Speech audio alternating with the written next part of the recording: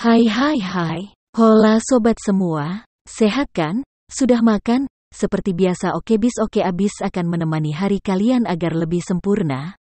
Hari ini Okebis akan melanjutkan cerita dari novel Menantu yang Diremehkan.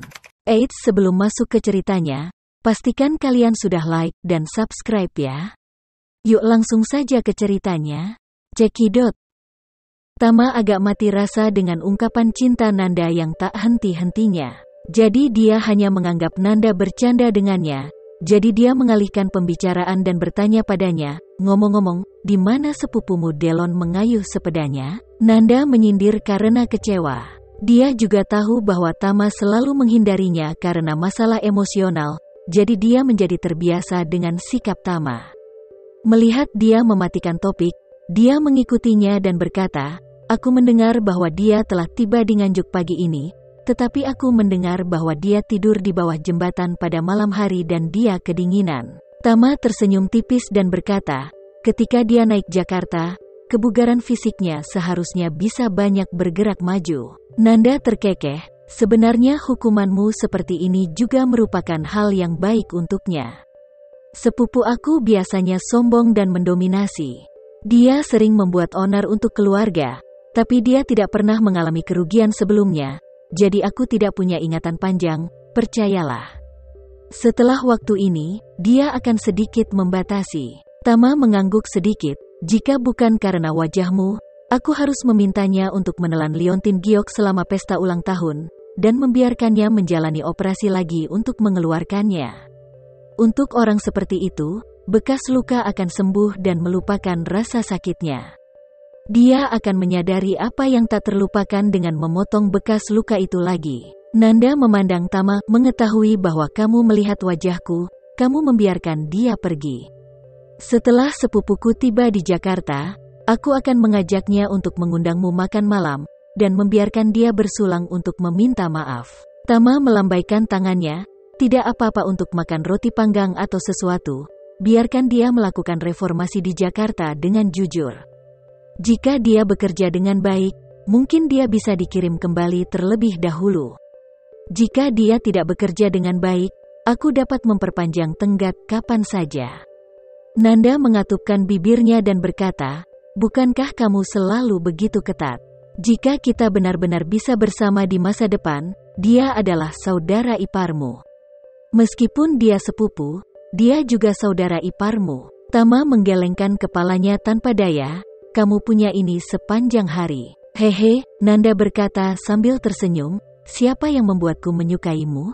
Bagaimanapun, aku selalu siap. Jika kamu mengetahuinya suatu hari nanti, tolong temukan aku kapan saja. Tama mengabaikannya. Dia melihat ke layar lebar dan berkata, hei, sepertinya penerbangan kita sudah mulai membawa penumpang kelas 1 dan kelas bisnis. Ayo pergi. Nanda bersenandung, dan sambil berdiri untuk mengemasi barang bawaannya, dia bertanya dengan santai, apakah kamu memberitahu Alena bahwa kita akan kembali bersama hari ini? Tama mengangguk, aku mengatakan itu di WeChat tadi malam. Nanda bertanya sambil tersenyum, dia tidak cemburu pada awalnya kan? Kenapa dia cemburu? Tama berkata, dia tahu bahwa aku menghadiri pesta ulang tahun nenekmu. Jadi aku langsung mengatakan kepadanya bahwa kamu hanya ingin kembali, dan memesan tiket untukku. Nanda tersenyum dan mengangguk, lalu, apakah kamu memberitahu Alena bahwa kamu memberi nenekku kipas senilai puluhan juta? Tidak. Tama berkata, jangan beritahu Alena tentang ini.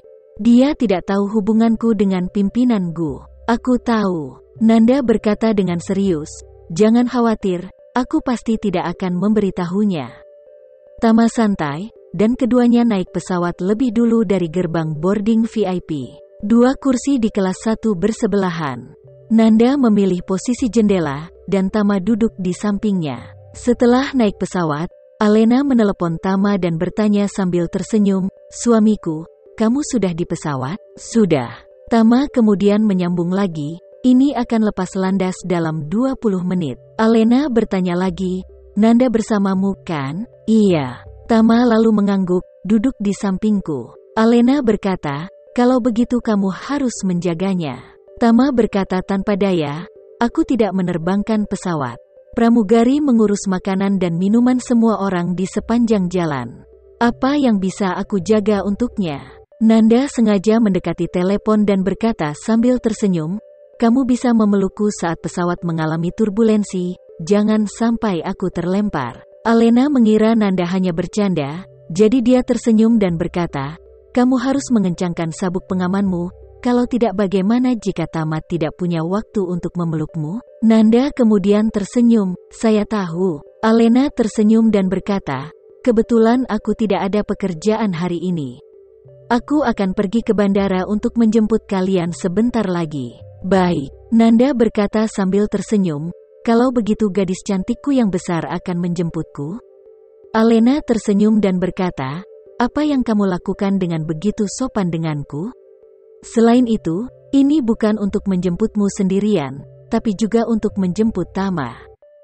Nanda berkata, oke, kamu harus menjemput Tama kan? Alena tersenyum dan berkata, ya, oke.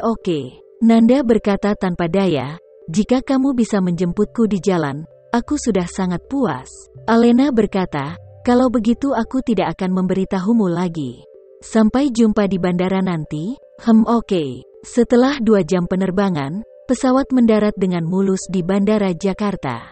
Tama dan Nanda keluar dari bandara bersama dan melihat Alena telah menunggu di sini. Setelah tidak melihat Alena selama beberapa hari, Tama sangat merindukannya.